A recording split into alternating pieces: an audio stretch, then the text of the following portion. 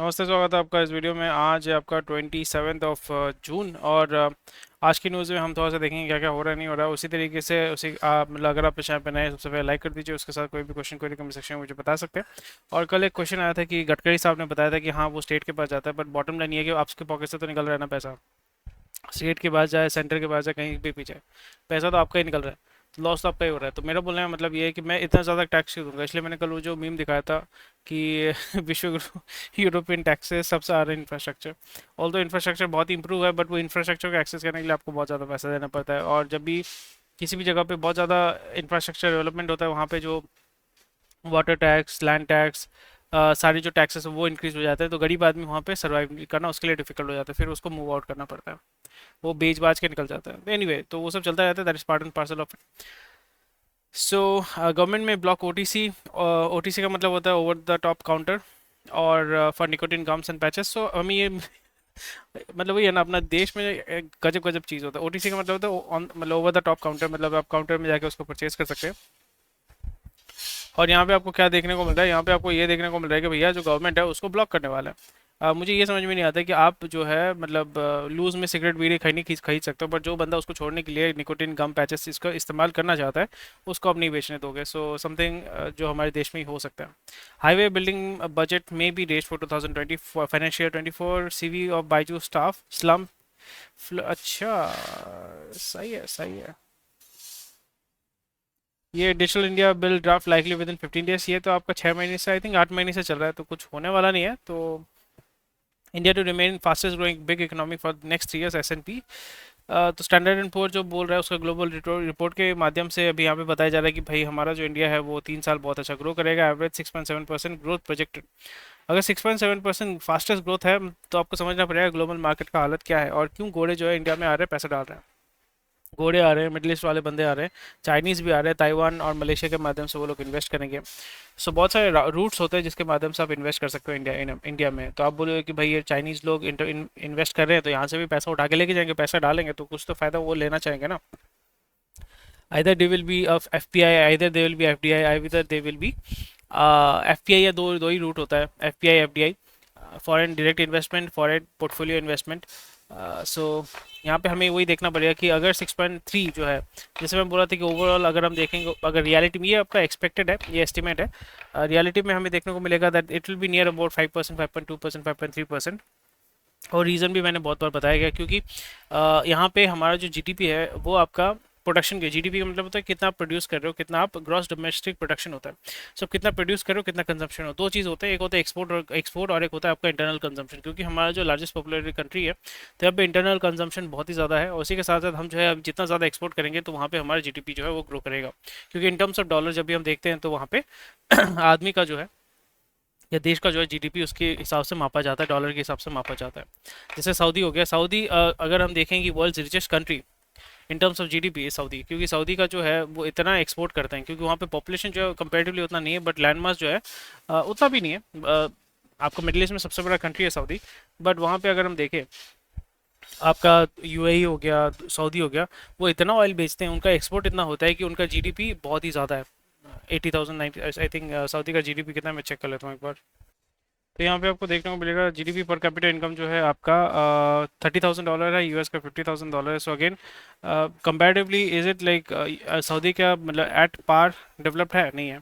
सो ये चीज़ आपको देखना पड़ेगा। सऊदी जो है वो कम्प्लीटली आपका ऑयल बेस्ड एक इकोनॉमी है। सो आपको देखने को मिल रहा है। सो इंडिया में भी आपको ये देखने को मिलेगा दैट यहाँ पे वो क्यों बता रहे हैं, वो इसलिए बता रहे हैं क्योंकि घोड़े जो यहाँ पे इन्वेस्ट करेंगे, चाइनीज़ इन्वेस्टमेंट करेंगे, और यहाँ पे जब इन्वेस्टमेंट होगा तो फिर आपका डेफिनेटली प्रोडक्शन भी होगा। प्रोडक्शन बहुत सारा जो है मूव करके इंडिया में आ रहा है। इंटरनल कंजप्शन, एक्सटर्नल जो एक्सपोर्ट है वो भी हम देखेंगे, और उसमें जो है आपका डेफिनेटली ग्रोथ होने वाला है। सो इसी पॉइंट ऑफ व्यू से जो है जीडीपी ग्रो करेगा। बट यहाँ पे हमें ये देखना है कि bottom line from my point of view, मैं फंडामेंटल एनालिसिस करने वाला बंदा हूँ, तो मैं फंडामेंटल्स को चेक करता हूँ। तो हमें मैं टेक्निकल को नहीं देखता। टेक्निकल में तो आप बोल सकते हो कि इंडिया जो है सबसे बेस्ट इकोनॉमी है, हमें यहाँ पे देखना फंडामेंटली ये चेक करना पड़ेगा कि हमारे देश में जो मतलब परचेजिंग पावर है, एक नॉर्मल बंदे का परचेजिंग पावर, सैलरी, इनकम, वो कहाँ पे किस हद तक बढ़ा है। वहाँ पे हमें ये देखने को मिलेगा लास्ट 4 साल के अंदर, मेरा जो मैंने मोटा मोटा देखा है कि नियर अबाउट हर एक चीज़ का दाम जो है 50% ग्रोथ हुआ है। कोई कोई भी चीज़ आप पकड़ो यहाँ पे, आपका एक लॉलीपॉप से लेके बिस्किट से लेके भाड़ा, घर भाड़ा तक आपका प्रॉपर्टी प्राइसेस भी है।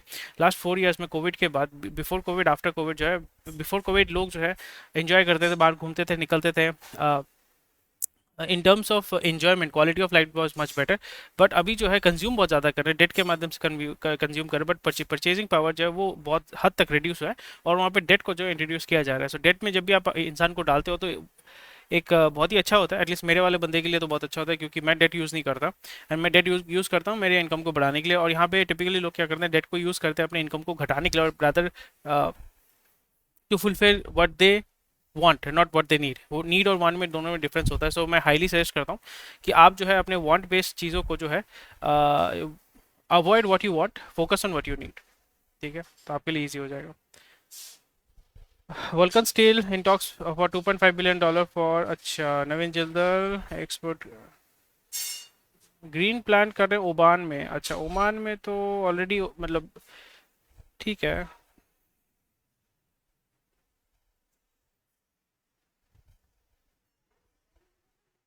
So capital investment of 56,000 crore for 16 shares gets green light. So which is a very good news. तो यहाँ पे हमें देखना पड़ेगा कि भाई कहाँ कहाँ पे इन्वेस्टमेंट हो रहा है, मोस्ट ज़्यादातर आपका कहाँ पे देखने को मिलेगा।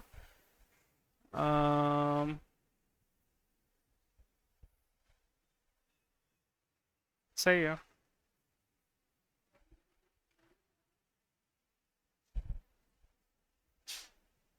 गवर्नमेंट जो इन्वेस्ट करेगी, so including health, irrigation, water supply, power, roads, bridges. अच्छा, सही है, बहुत अच्छी बात है।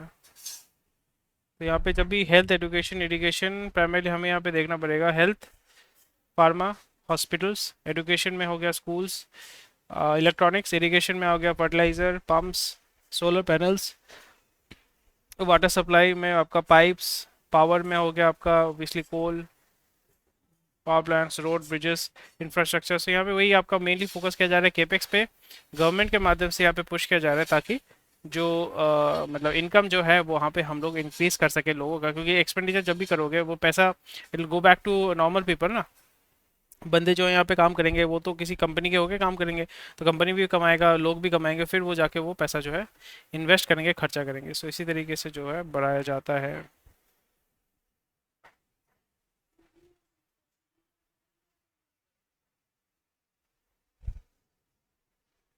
बहुत ही अच्छा चीज़ है वो ये है कि अगर आप इजिप्ट में इन्वेस्ट करना चाहते हैं, India Egypt to push trade to $12 billion in next 5 years।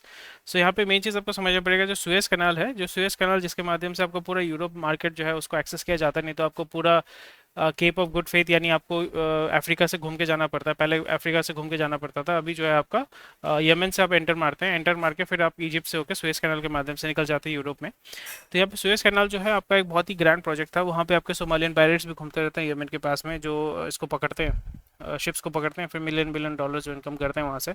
Is it good bad, I don't know, it's a crime, but definitely good और बैड तो पता नहीं, आप डिसाइड करोगे।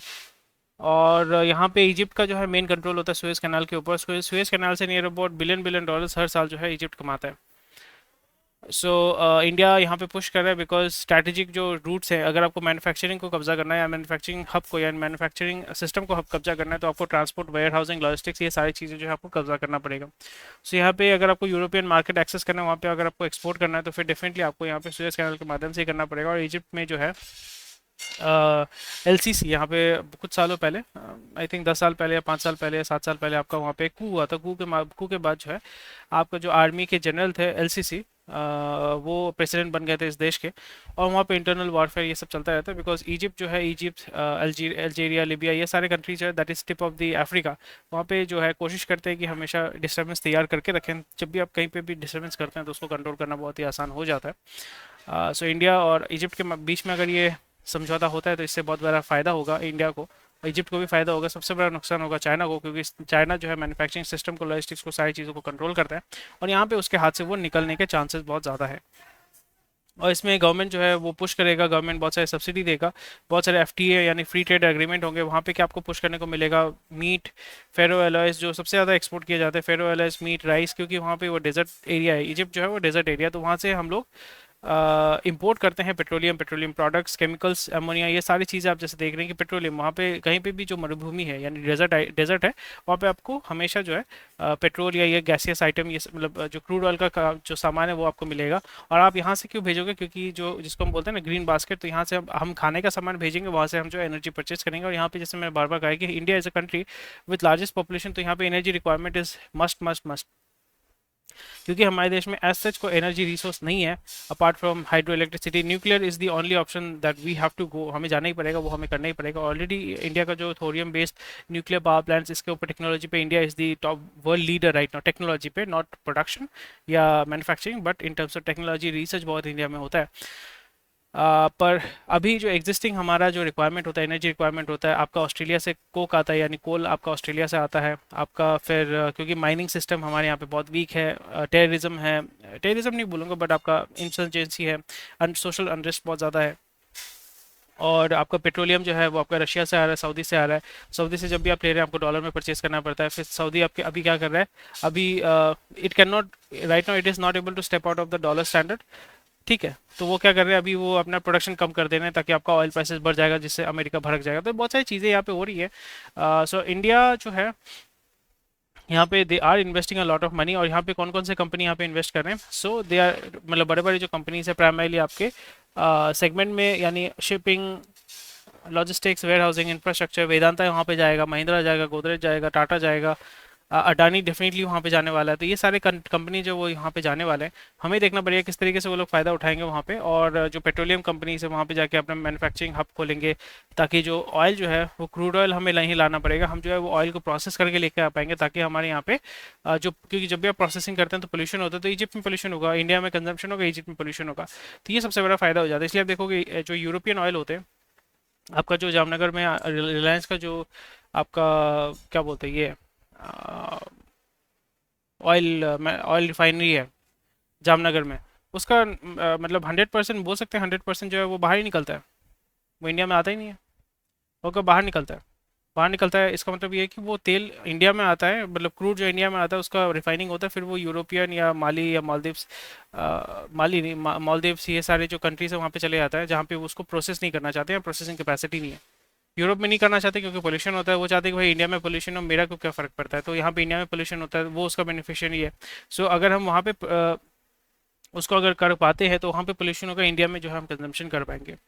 सो something which needs to be looked into. So very good news here. But यहाँ पे वही दिक्कत होता है कि इजिप्ट में, क्योंकि ऑलरेडी यहाँ पे एक कू हो चुका है, इजिप्ट में एक कू हो चुका है, तो अगर फिर से एक कू होता है, जैसे अफगानिस्तान में पहले आपका अमेरिकन बैक्ड गवर्नमेंट था, अभी यहाँ पे तालिबान आ चुका है, तो उसके साथ नए गवर्नमेंट के साथ जो है, ऐसा नहीं कि आप ट्रेड नहीं कर पाओगे, बट ट्रेड क्योंकि करना पड़ेगा, जीने के लिए, मतलब जीने के लिए खाना पड़ेगा, तो खाने का चीज़ ही हम यहाँ पे बेच रहे हैं। उस जगह पे दिक्कत ही होती है ना कि फिर उसका जो इन्फ्लुएंस होता है, जैसे अभी अगर एलसीसी जो है उसको अगर हटा दिया जाता है, वहाँ पे अगर कोई मुस्लिम ब्रदरहुड के लोग आ जाते हैं, सो उनका अलीजियंस जो है वो दूसरे के साथ होगा, वो दूसरे मेंटालिटी के साथ काम करेंगे। अ, जैसे यूएस बैक जो गवर्नमेंट था वो निकल गया, उसके बाद अफगानिस्तान मतलब तालिबान आ गया, तो तालिबान के साथ क्या इंडिया काम नहीं कर रहा है, डेफिनेटली काम कर रहा है। वहाँ पे हज़ार हज़ार ट्रक आपके जा रहे हैं, बीट जा रहा है, वहाँ पे हम लोग असिस्टेंस प्रोवाइड कर रहे हैं, उनका पार्लियामेंट हमने बना के दिया है। अफगानिस्तान में जो अभी तालिबान चला रहे हैं, वहाँ पे बहुत सारे डैम्स है जो इंडिया ने बना के दिया हुआ है, आप ही के पैसे से बनाए वहाँ पे, तो आपको अफगानिस्तान जाना चाहिए, घूम के आना चाहिए। सो क्या हम उनके साथ ट्रेड नहीं करेंगे, उनके साथ काम नहीं करेंगे, हमें उनके साथ काम करना ही पड़ेगा। तो ये उनको भी हमारे साथ काम करना पड़ेगा, क्योंकि उनको और सपोर्ट करने वाला पाकिस्तान तो करेगा नहीं, ईरान तो करेगा नहीं, उनके पास कैपेसिटी नहीं है।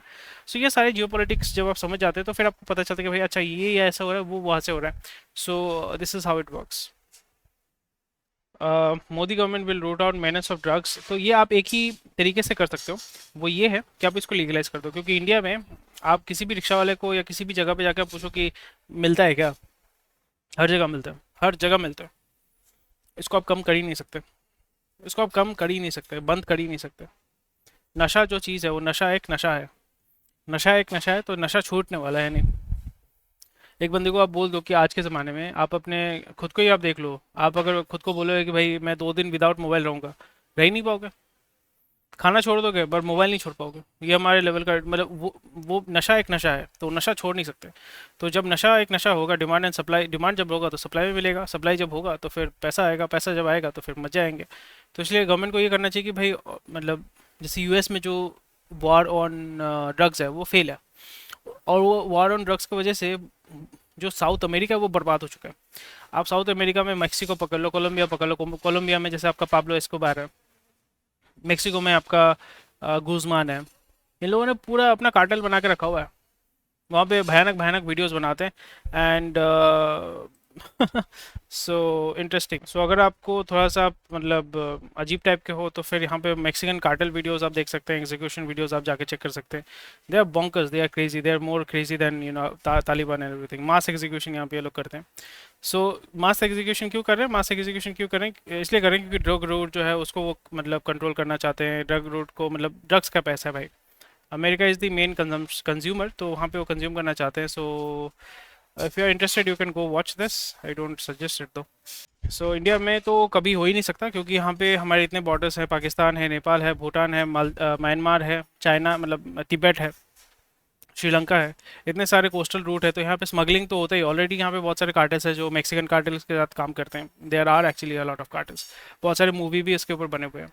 सो ये सारी चीज़ें मतलब इंटरनेशनली लिंक्ड है, तो ये कभी जाने वाला नहीं है। So it is better to once you legalize the whole thing ना, इसलिए जैसे कैनबिस यानी गांजा जो जैसे लीगलाइज बहुत सारे स्टेट्स में हो चुका है यूएस में, तो भी गांजा स्मगल नहीं होता है उतना ज़्यादा, उस लेवल पे स्मगल नहीं होता है मेक्सिको से। वहाँ पे अभी मेथ अभी मेथ आ गया है, मेथ से भी एक अच्छा सामान अभी आ चुका है, फेंटेनिल। तो मेथ जो है ज़्यादा कंजम्पशन अभी होता नहीं है। फेंटेनिल जो है वो सिंथेटिक ड्रग है, तो उसको बनाना बहुत इजी हो जाता है। जैसे कोकेन जो है, कोकेन बनाने के लिए आपको कोको लीफ चाहिए होता है, बहुत सारे प्लांटेशन करने पड़ते हैं। marijuana के लिए आपको गांजे का पेड़ उगाना पड़ता है। वो अभी फेंटेनिल में क्या होता है कि आप जो है उसको सिंथेटिकली अपने घर में भी बना सकते हो।